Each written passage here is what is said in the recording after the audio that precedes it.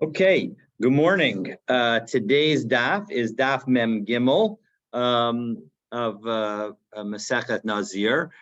We are in the middle of the chapter detailing the various prohibitions that are associated with Nazirut. But at the moment, we yesterday at the end of the day, we introduced the topic of goses. Goses is somebody who is in the process of dying. They are effectively on their deathbed. And what we said yesterday is that somebody who is on their deathbed is not a source of tumah, but if then the person dies and a Nazir is in the house, or a Kohen is in the house, then according to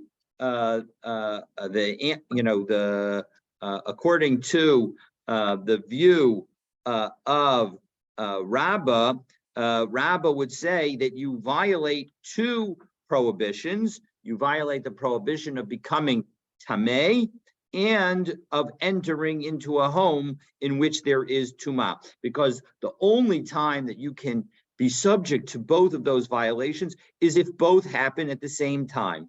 And so that introduced us to the concept of goses. And now we're going to wonder, is it really true? Or, is there another opinion? And we'll outline that opinion today, that in fact will show that some people say that a goses, even though it may not be tameh, may be something that it should be avoided by a Kohen and or a Nazir. And so that's the topic that we're going to begin with today. And then we will finally, God willing, get back to some of the discussion of, we'll get all the way to the Mishnah. And then tomorrow we'll once again begin the discussion of Nazir. But today we're going to talk about the concepts of goses and mace mitzvah.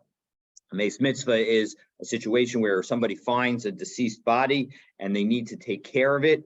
And even a Kohen Gadol, who's not allowed to become tameh even to his close relatives, must take care of a mace mitzvah. That is is a commandment that sort of overrides everything and says that you need to deal with the burial of such a person, even if it means that you need to become tameh, and even if becoming tameh would ordinarily be a problem.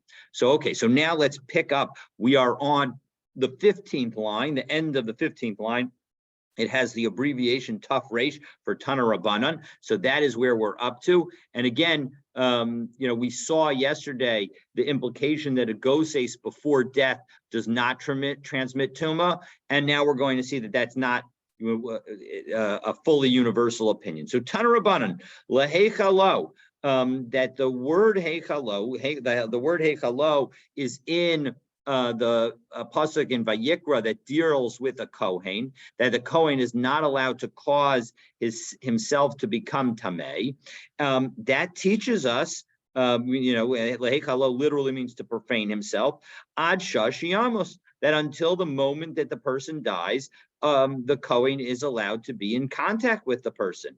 Rebbe says no. The whole concept of the fact that a person that until a person dies, they don't transmit tumah, that comes from bimosam yitama, that in connection with the Nazir, in Parshas Bamidbar, it says yitama bimotam, which indicates that until a person literally dies, motam, their death, the person does not transmit tumah. Now let's back up for a moment. So again, bimotam yitma ad sheyamut. Again, same basic principle. Until the person dies, that's the situation. Now, note one difference that is one says ad sheyamos, until sort of the time that the person dies, and one says ad sheyamos. So there's a little bit of a difference in the language, but we'll see whether or not that difference matters. Now, let's just back up and explain where Tosfos will help us understand why leheichalo, to profane himself, tells us about the death of the person. So if we take a look at ad shah sheyamus, it's the it's the second Tosos in the medium wide lines of Tosos. It's about it's 6 lines down. Ad shashiyamas la'afuke miguyad. The point of saying lehechalo is to distinguish from somebody who's bleeding, who's cut and bleeding out. Hechalo mashma, that the word hechalo implies la'achar shenasa halal, after the person has become a halal, a cadaver, a slain person. So is the translation that is given here for halal. So the point is that lahechalo indicates that the person has already died. So that is the brisa that we cite, and now we have these two opinions, the Tanakama and Rebbe. Now the question is, what's the difference? So my beinahu, that's back into the Gemara, as we pick up 2 lines down in the middle of the line from where it said Tana Rabbanan, and we say my beinahu, what's the difference between them? So Amar Rebbe Yochanan, Mashmos Darshanika beinahu. The only difference is just where the source is in the Torah, but really there's no practical halakhic ramifications from the disparate sources that the Tanakama and Rebbe offer. Reish Lakish says, no, that's not the case. Goses ikabanaihu. The concept of goses is the difference between them, meaning lemanda amar mehechalo, that the one who says lehechalo, namely the Tanakama, says afilu goses. The point of saying hechalo as opposed to bimosam, and indeed it's consistent with the point of ad sha'ashiyamos, meaning until the time of death, meaning that when the person is in those final moments of life, and it's clear that their death is imminent, so then already that is going to be a problem, and a person should not go into the room. And at the moment, we're going to say that maybe the person is actually even tameh.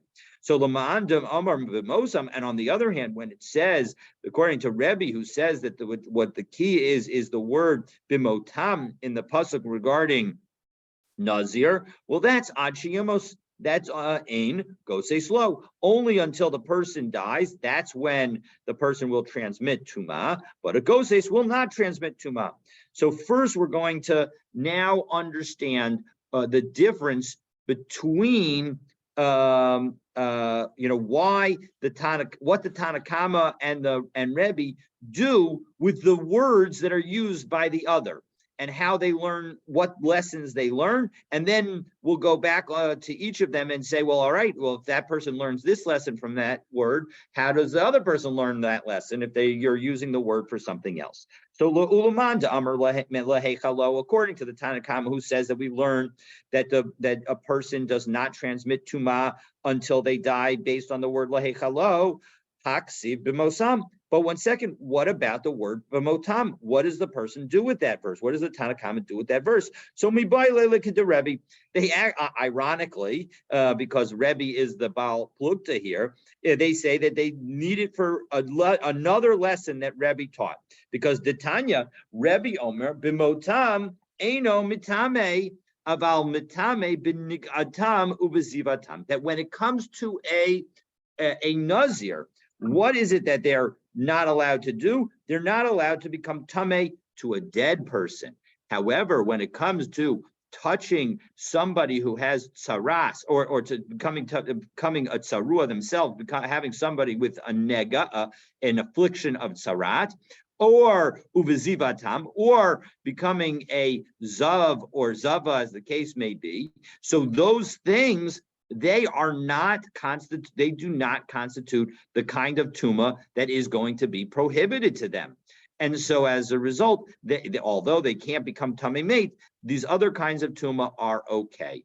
So ulaman daber b'mosam. Well, 1 second, Rebbe is the one who said that he used bimotam to teach us that it's only after the person dies that they are going to convey tuma.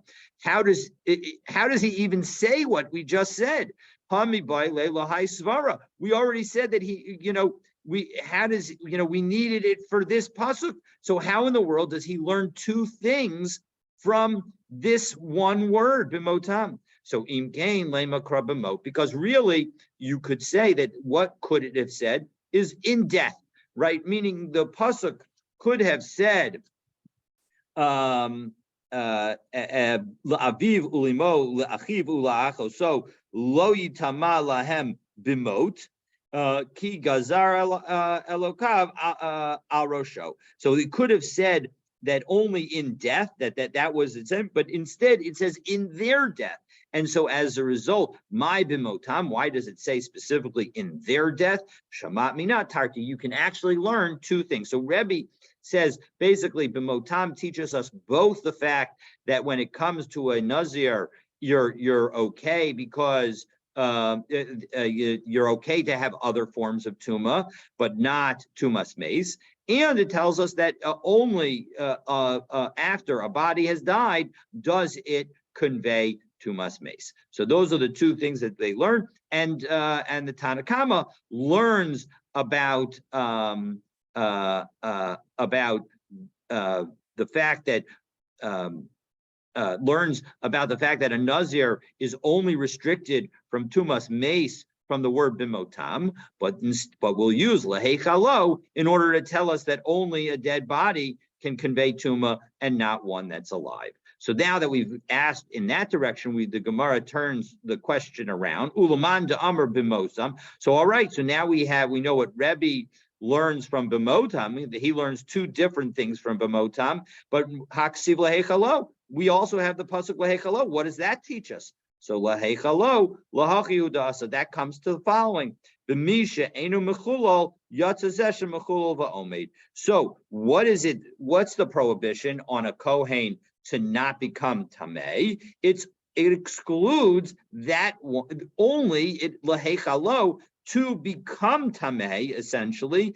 And so as a result, if one is already tamei, so then they're not subject to the prohibition. Ulaman de amar me laheichalo. So 1 second, what about the Tanna Kama? He uses laheichalo to tell us the fact, hamid by lahai svara. He tells us that it teaches us in order to that we learn from laheichalo that only a dead person conveys tumas mace and not a live person. How does he learn the concept that a kohen who is already tamei does not have the prohibition of becoming tamei again? So im kain lema kra laheichal. So the pasuk could have just said laheichal. It didn't need to say laheichalo. Mai laheichalo shamat minat tarti. So we can learn two concepts from laheichalo. So now we've essentially learned from laheichalo and bimosam three different lessons. We learn the lesson that only a dead person conveys tuma and not a live person, and we learn the lesson that a Nazir can is only prohibited from becoming tamei to a dead person, but not for tzarat or zav. And we learned the third thing is that we learned that a kohen who is already tamei or is in contact with tuma at least is not prohibited to becoming in contact with further tuma at that moment. Okay, so now that we've dealt with that, so now the Gemara comes and wants to understand. Oh, well, actually, there's a no. So now the Gemara is going to challenge the Tanna Kama view that at the moment we assume, right, according to Reish Lakish, where there's a machlokus between the Tanna Kama and Rebbe. The Tanna Kama would say that a goses potentially creates tuma, and whereas because it's shas misa, whereas and it says laheichalo, and so as a result, it's once the person is sort of bleeding out and they're in those last throes of death, so maybe we'll say that even they convey tuma, according to Reish Lakish, whereas Rebbe would say no, only bimotam, only in death. And now we're going to challenge that view from a Mishnah. So Meisvei Adam Eino Mitame, and this is a Mishnah in Oalot Parak Aleph Mishnah Vav, Adam einu mitame ela ad shetetze nafsho. A person does not transmit tuma until after they die. Va'afilu meguyat, even if the person has a wound and is bleeding out. Va'afilu gozes, and even if they're in the moments of death. Well, 1 second, that just contradicted what we understood the Tanakama to be saying, according to Reish Lakish. According to Reish Lakish, the Tanakama is saying that even contact with a goses is going to be prohibited to a Kohen. And so as a result, so the Gemara asks, Ulaman de Amar Milahekalo, Hakatani, you wanted to say, Reish Lakish, that according to the Tanakama, Lahekalo would cause one to be prohibited to become in contact with a goses, but presumably that's because it would create tuma. But this Mishnah teaches explicitly that the person who's not yet dead does not transmit tuma. So le'inyan temuye. So the Gemara answers le'inyan temuye adenafka nashe. So you're absolutely right. We have to distinguish between two different things, according to Reish Lakish. One is tuma, and that is 100% true, just as we had in that other Mishnah. Tuma does not get conveyed until a person dies. However, le'inyan atchule, when it comes to the concept of profaning oneself with respect to a Kohen, this would constitute profaning oneself. And so as a result, the way Reish Lakish is understanding this is saying that the machlokas between the Tanakama and Rebbe is effectively, or the nafkamina between the Tanakama and Rebbe is effectively, is a Kohen prohibited to becoming in contact with a goses? It's not a prohibition of becoming tamei, that's separate, but it's a prohibition of just becoming close to somebody who's who's near the moments of death.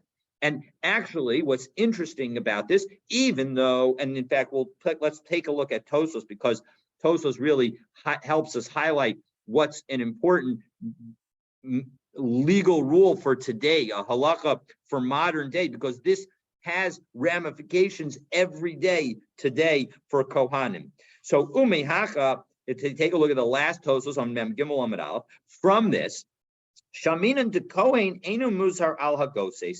So Tosos concludes that really we learn from this Gemara that a Kohen is not in fact warned about coming in contact with a goses. Why? Because the Kaimalan Rabbi Yochanan.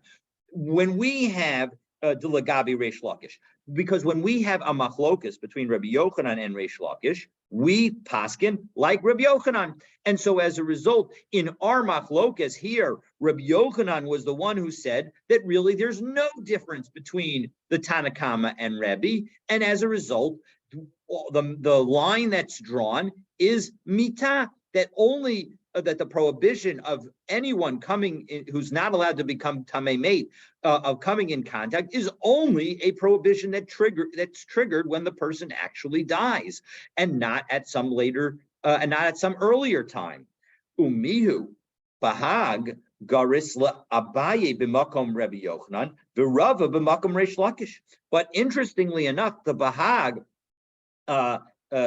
who is an earlier, and even earlier Rishon, maybe, yeah, and then Tosos, and it had another different girsa than we have in our Gemaras, and he had the girsa of Abaye instead of Rabbi Yochanan and Rava instead of Reish Lakish.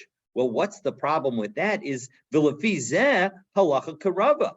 But the problem with that is that now, all of a sudden, when we thought that the halacha was not like Reish Lakish, if we say that that's really Rava, and Rava is arguing with Abaye, Rava wins in the machlokot with Abaye. Legabe the halacha karava legabe the Abaye.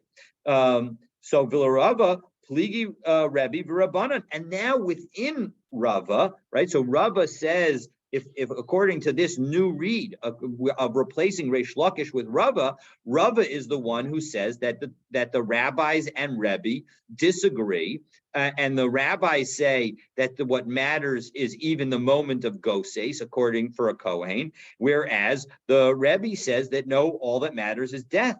But when you have a machlokas between Rebbe and Rabbanan, the Islan halacha karebi michabe ro below michabe rav. We have a principle that that we saw in Eruvin daf mem vav amabet, that this idea that that the halacha is like Rebbe only when he argues with a single bar plukta, a single opponent. But now our Tanakama, which is a generic Tanakama, is the Rabbanan are multiple rabbis. So Yehei Kohen Mushar ala Goses. And so as a result, a Kohen should be careful and should avoid coming into contact with the Goses. And indeed, as it's recorded in Shulchan Aruch, the Shulchan Aruch follows the Bahag and says, in fact, that a Kohen should not come in contact with the Goses. The Ramah disagrees and follows Tosfos. However, it concludes that a Kohen should be machmer about it. And indeed, in our days, except for where a Kohen may be a doctor or whatever, where there are certain rules that may enable him to be present at the moment of near death, where he could potentially provide care. But in general, a Kohanim, especially those who are not doctors, will avoid being even in a room with a person who is in a near-death state. And so as a result, and it's not just about the fact that they're worried that the person may die, but even if they knew for sure that the person would not die, they in general, Kohanim avoid being near somebody or in the same room as somebody or same building even as somebody who is in a near-death state. So those are the interesting halachot associated with a Kohen not becoming tamei and some of the practical ramifications of that even today.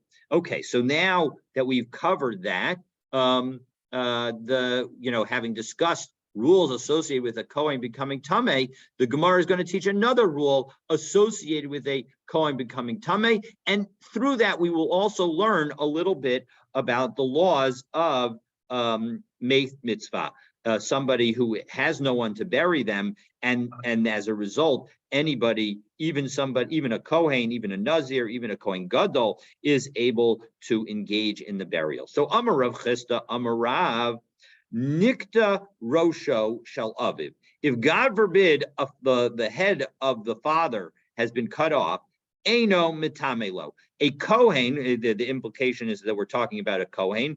A Kohen's not allowed to become tamei to the person.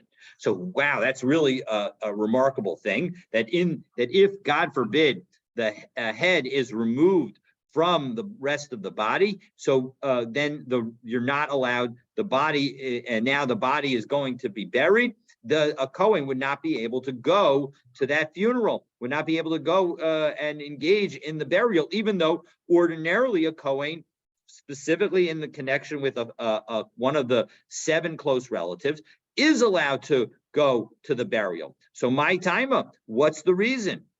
So Amar Kra le'aviv, right? Because the Torah says to his father, so the implication of that is bisman shehu shalem. That's when the father is complete. Below bisman shehu chaser, but not when the father is incomplete. Now we're going to see that this is not, in fact, a universal opinion, and so we're going to challenge this, and that will help us derive the fact that this is not a universal opinion. So Amar le Rav Hamnuna. Rav Hamnuna says to Rav Chisda, listen, Elamiyata, from what you're saying, Ka'azul b'fakta de Arabos. If you got a Kohen traveling in this wilderness area, this barrens of Arabos is the way it's defined here. Ufaskua ganvei l'reshe, and now these thieves, they come and they take off the person's head. So the son's not going to be allowed to become tamei for for his father? So Amar Le, Rav Chisda said back, 1 second. Mace mitzvah ka'amrat. You're talking to me about a situation where there's nobody around to engage in the burial, and that's a mace mitzvah. That's a specifically required situation. Even with a non-relative, the person would be obligated. But certainly he would be obligated to take care of his father, if in fact his father was the one who was found with his head cut off and with nobody else. The high mace mitzvah who? Well, 1 second. Rav Chisda wonders back. I don't understand. I didn't think that this case was a case of mace mitzvah. V'hatanya, ezehu mace mitzvah. What's the case of a mace mitzvah? Kol she'ein lo kovrin. Anybody who doesn't have somebody to bury. So korim ba'acherin oninoto. If you call out and other people answer, ein zeh meit mitzvah.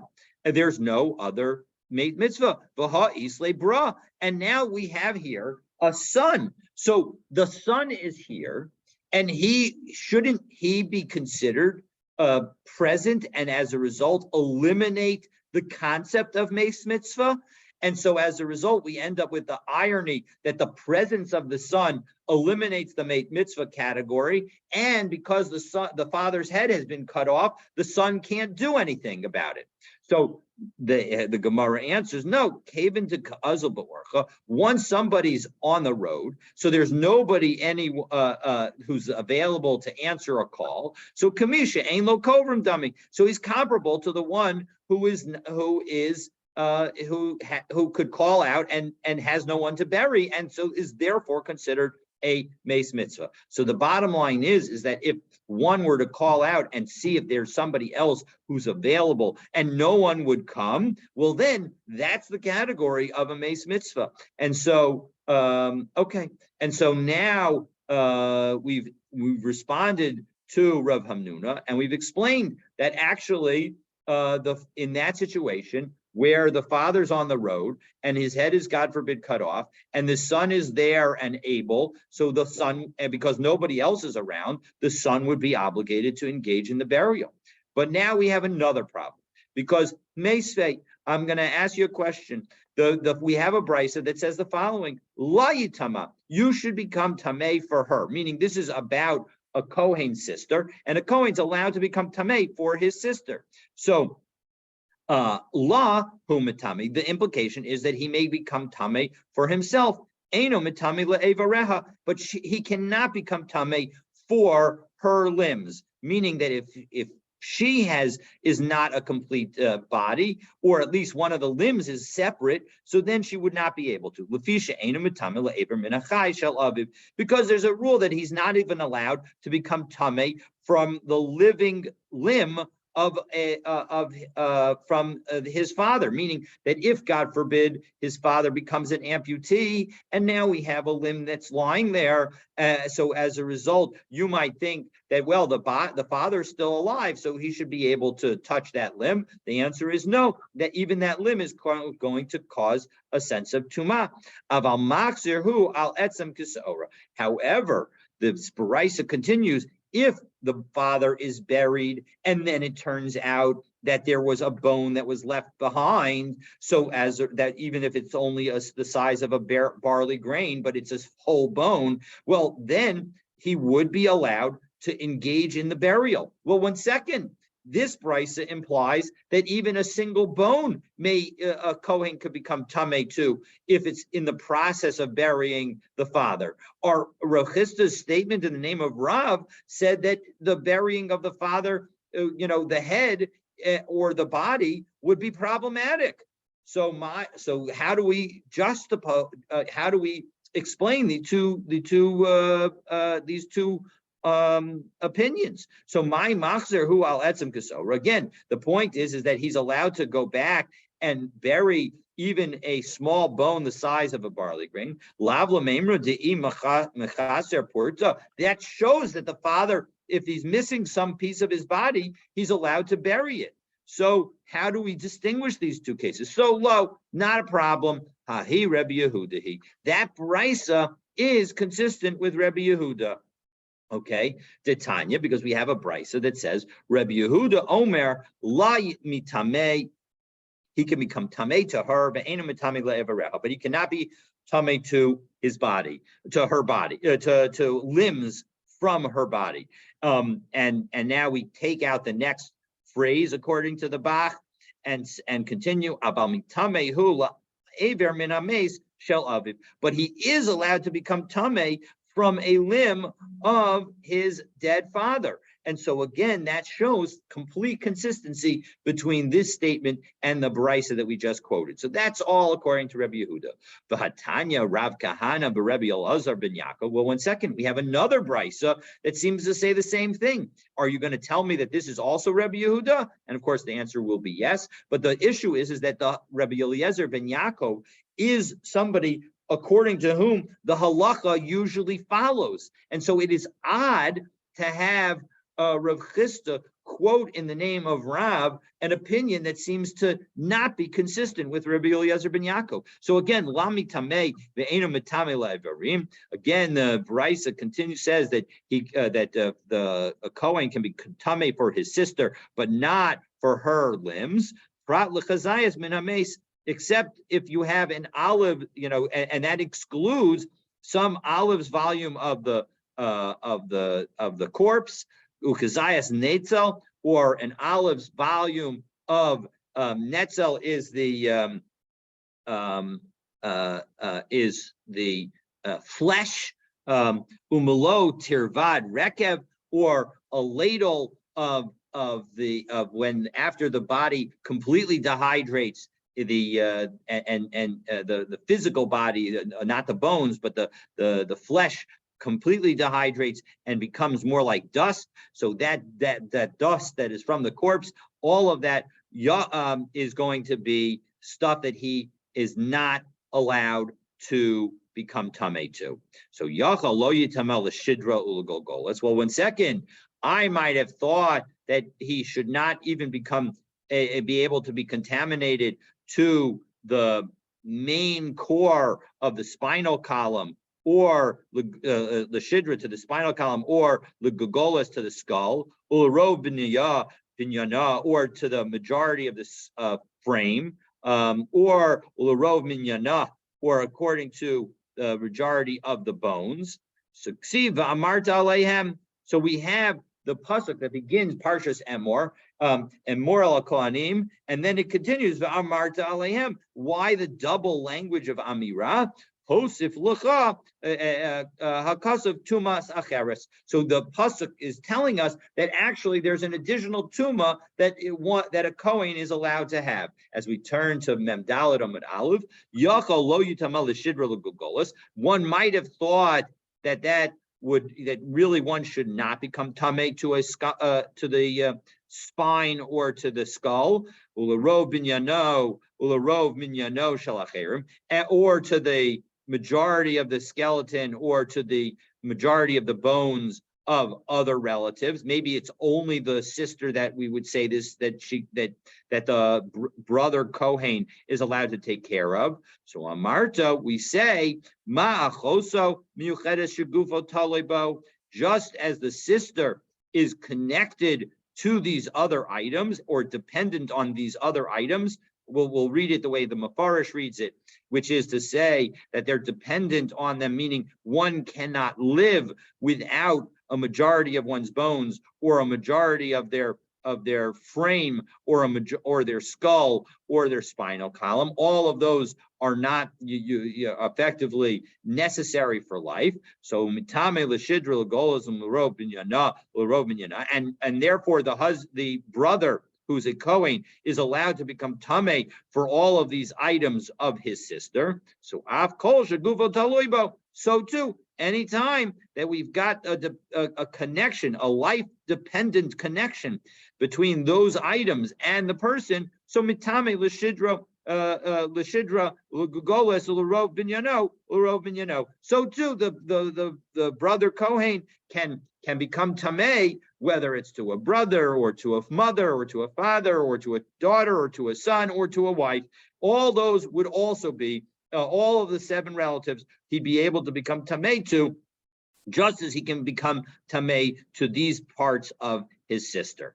Now, I read this one way, but the Shita Mekubetzet offers a different understanding, and that is that it's not about the Shegufat Talui Bo doesn't mean that her life is dependent on those items, namely the spinal column, the skull, the majority of the frame, and the bones, but rather those items are, but rather she is dependent on the brother for burial. That the Talui Bo means that she needs him to take care of her. So the point is that as a close relative, he is the one that's obligated to bury her. And so as a result, similarly, in any of the other six close relatives, so he would be obligated to become tamei.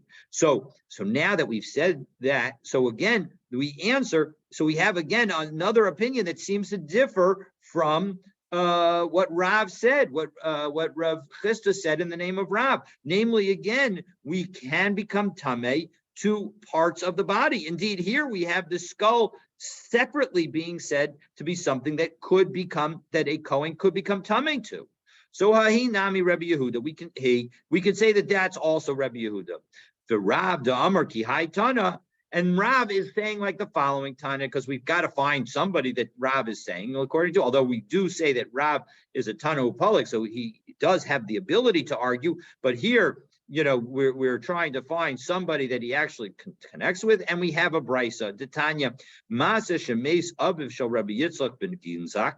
So the father of Rabbi Yitzchak died in Ginzak, but he didn't hear about it. Uvo v'hodiu la'achar shalosh shanim, and presumably his father was buried, and now he finally 3 years later he's told about it.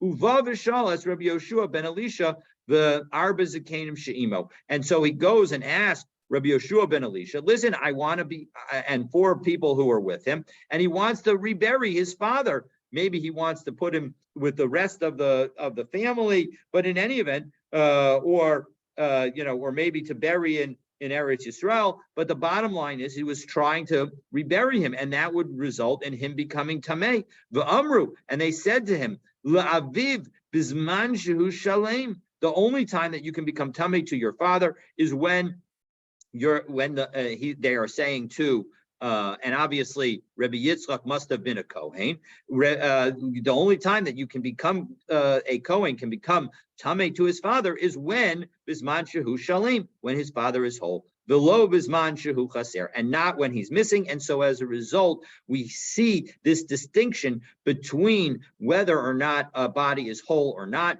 And according to this view, again, Rav Chisda in the name of Rav is completely consistent, because this view says that if you are missing something, so then you cannot, then the Kohen would not be able to touch, and as a result, that we now understand that this rule. And indeed, so now we're ready to get back to halachot of Nazirut, and so we're excited to get back to the topic of our Masechet, and but for that, we're going to have to stay tuned, God willing, for tomorrow's daf. Thank you, Rabbi. Have a wonderful day. Thank you again. Thank you.